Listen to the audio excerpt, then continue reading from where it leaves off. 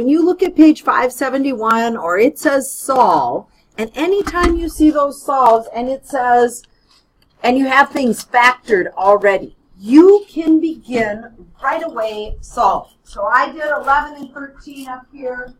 But when I get down to problems like 15 through this 25, I have to set it equal to 0. And the first ones start out where they're equal to 0. But then you get down to number 21 and it's not equal to 0. And some of your problems here, the geometry, the area problems, that you will see an area problem on your quiz. Okay?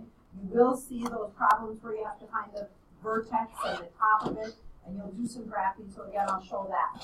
But when you looked at page 571, those of you, I think, that were struggling, the main struggle, sorry about that, the main struggle was that you were not used to going back and factoring with that AC. You kind of forgot how to do the AC factoring for the last unit. And I get that, but that's where you were looking at those prime factors like in 7 and 17 that we talked about.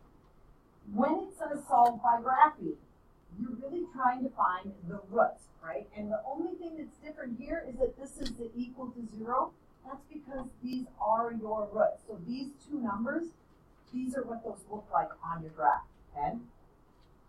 So, I5. I'm thinking that these are questions from page 575, correct? Okay. So, if you have questions on your I5, please make sure you check with me. I am not so concerned about those last questions where you were doing the, I think it was 30 to 33 on yours, where you're trying to find that. But I do want to make sure. So, Sanjay, I need you to pay attention for just a minute. When we take a look at solving, and if we are looking at these and we want to look at solving by any method. So you're going to see 6 questions like that on your quiz. You're going to have 2 that ask you to graph the function. One is probably going to be an easy one, like an x squared one, like maybe x squared minus 5 or x squared plus 4, right? Those are easy because you know right away that if it's an x squared, that you have it, the graph is going to be on your y-axis. The vertex will be on the y-axis. But if it's not, you have to find the vertex. And when you're going to find the vertex, this is when you find the negative b over 2a.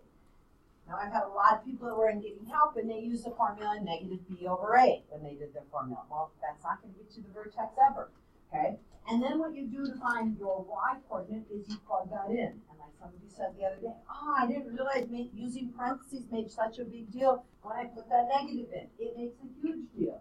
So when you're thinking about graphing our quadratics, remember a quadratic is ax squared plus bx plus c. If you only have an ax squared plus c, this is really nice because the vertex for this one, your vertex is always going to be on 0, whatever the c value is, right? So if it's x squared, and you need to recognize those, okay? If not, and even when you're graphing these, someone's like, well, how do I get the other points on the graph so to make it an accurate graph when I look at your graph?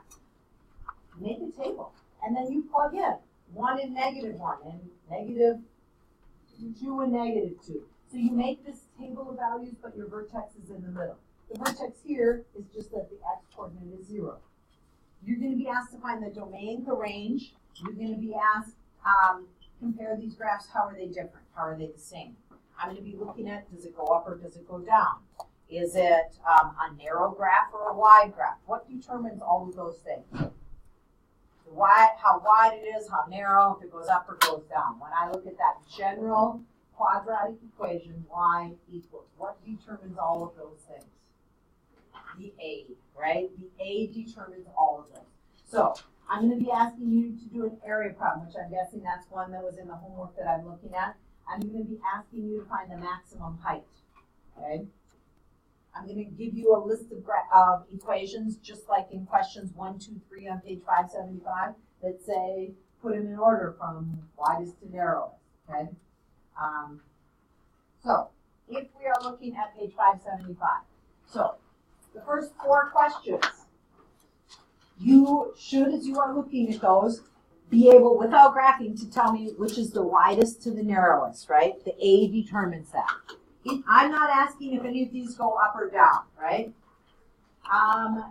Then, when I'm asking you how the two graphs differ when I put that on the test, I'm looking at these two. How are they different? How are they the same? Compare them. Tell me what they're like. Questions 5 through 9 all have to be graphed, okay? What I said, and this was on the notes, you don't have to graph these, okay? Could you graph them and tell me the solutions? Yes, but anytime you have x squared equals, or m squared, the easiest thing to do is get your x squared equals to that number. So in number 10, x squared equals 16. X is going to be equal to positive and negative square root of 16, which is x equals positive and negative 4. Usually the most common mistakes on the quiz like today and then the one Monday will probably be that people don't get the two solutions, so to be careful. All of these answers for this are in your workbook, right? Page 575, there's not an answer key in the back. So looking at question 22. All of these, when it says solve by factoring, that means get it equal to 0 first, okay? So if I'm going to set number 22 equal to 0, what do I need to do first, Ben? Yep. You have to Subtract 6n. We usually want to always keep our n squared positive. Once I do that, Sanjay, I'm going to be left with what?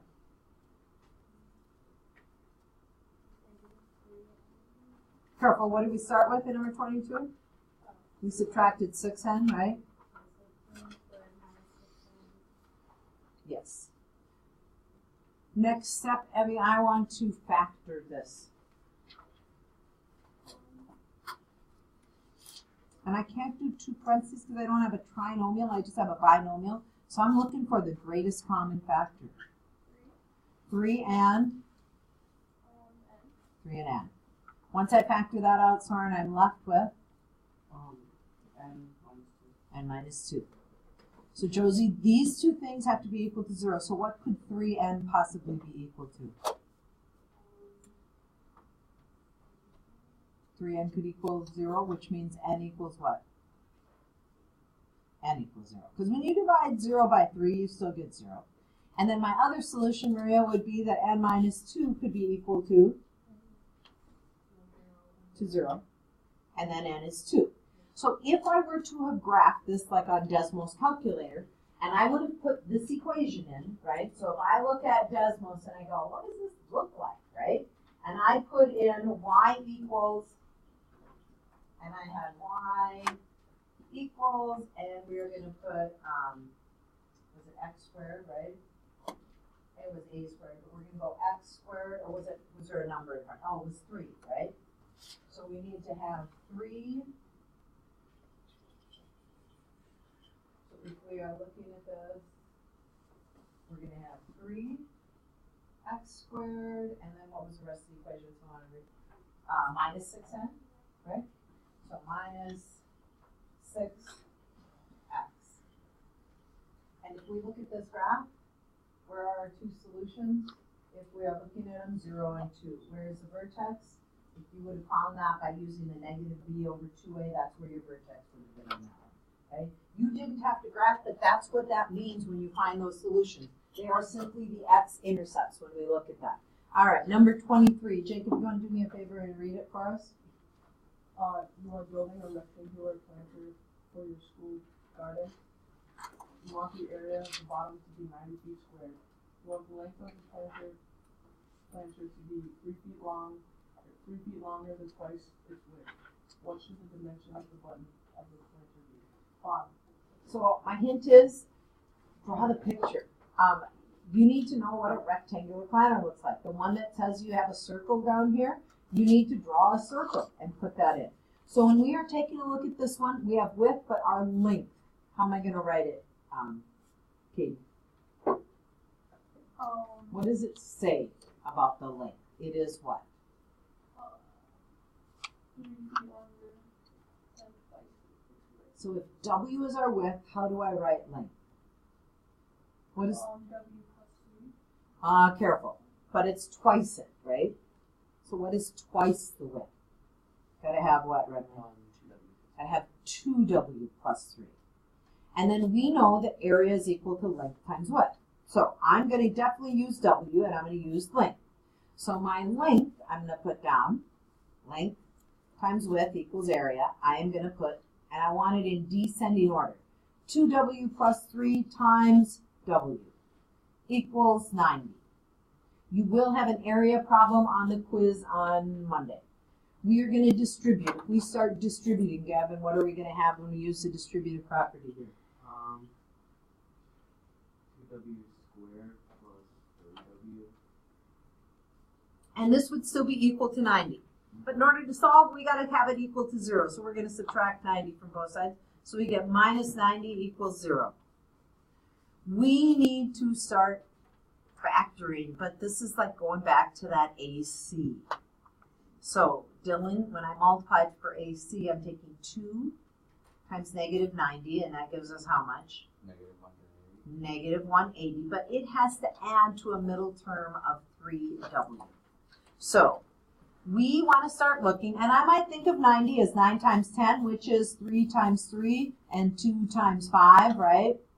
And I have this other 2. So I need, as I look at that, Brecken, I have 2 times 3 times 3 times 2 and 5, and I need to rewrite my factors so that 3W, so that we'll add, the 2 numbers will still multiply and give me negative 180, but now they'll add to 3W. So if I look at those prime factors, from the prime factors, what might I be looking at? So I had 2 3s, a 2, and a 5. Recognizing anything?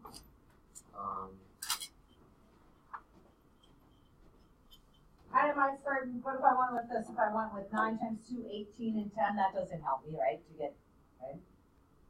So now maybe I go with 5 times 3, which is 15. And I got 2 times 3 times 2 and 12. I can do that, right? 15 minus 12 equals 3.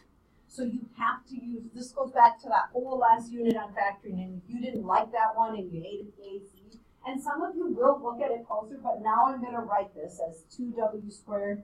Help me out, Brecken, to finish this. I put 2W squared, so we're going to write this with our W terms, right? So I have, do you want the 12 or the 15 first? 15. Okay, so we're going to go plus 15W, keep going. Minus 12. Keep going. Equals minus 90. Yes. All right, so from that, Abby, now we want to factor our greatest common factor of each one.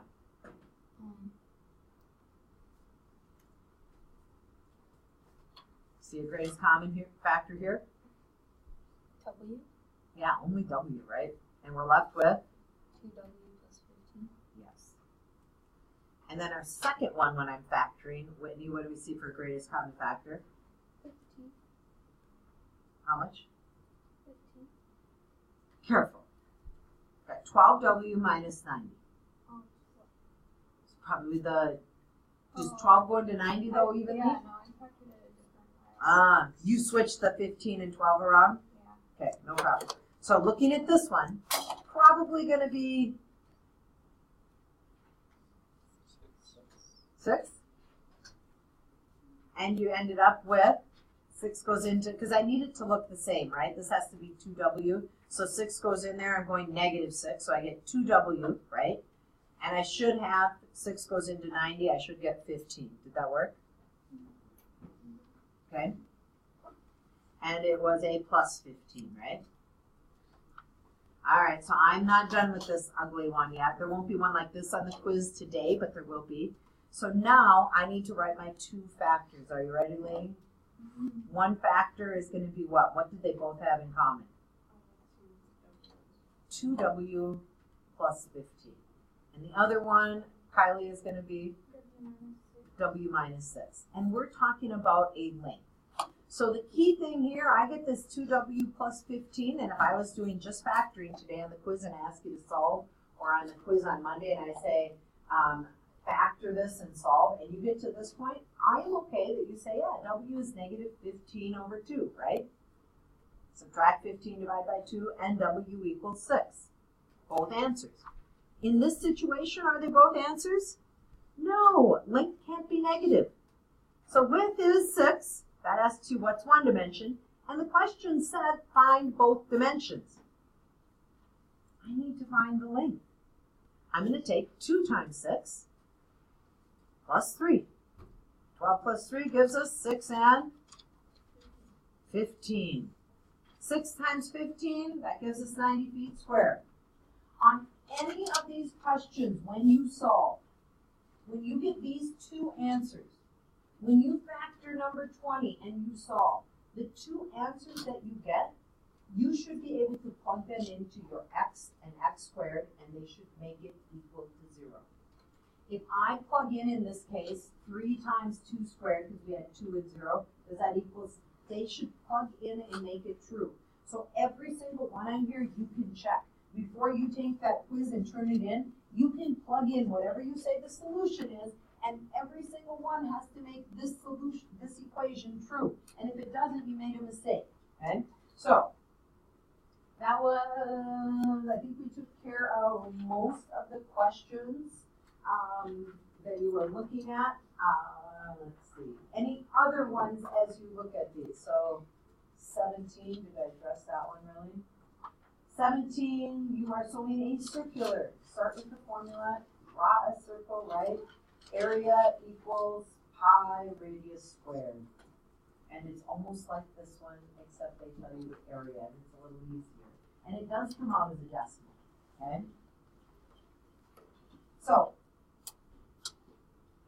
after our quiz today, the I-5B, I'm not checking the page 575.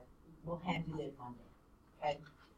This worksheet, again, 575 is way more important. And then I would say from your daily planner to make sure, if you have not practiced the Pearson quizzes, I would go back and do those over the next couple of days. Some of you tomorrow, you'll see that video on completing the square. That's really nice because it's kind of like vertex form that it leads us in. Okay? But when you look here, the Quizlets, but the Pearson ones, I put all those quizzes on. Okay? So I put all the quizzes on from